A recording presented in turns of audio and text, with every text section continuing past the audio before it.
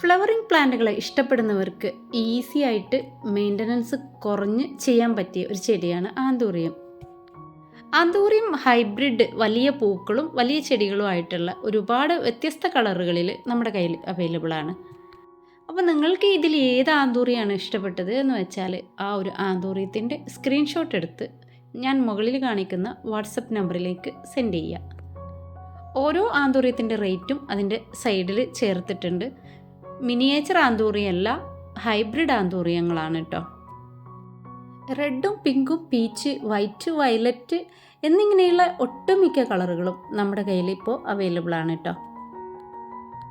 Anthurium ചെടികൾ ഒരുപാട് പേര് ചോദിച്ചവരുണ്ടായിരുന്നു, അപ്പോൾ അവർക്കും കൂടിയാണ്. അപ്പോൾ നിങ്ങൾക്ക് ആവശ്യമുള്ള പ്ലാന്റിൻ്റെ സ്ക്രീൻഷോട്ട് എടുത്ത് വളരെ പെട്ടെന്ന് തന്നെ എൻ്റെ വാട്സപ്പിലേക്ക് സെൻഡ് ചെയ്യുക.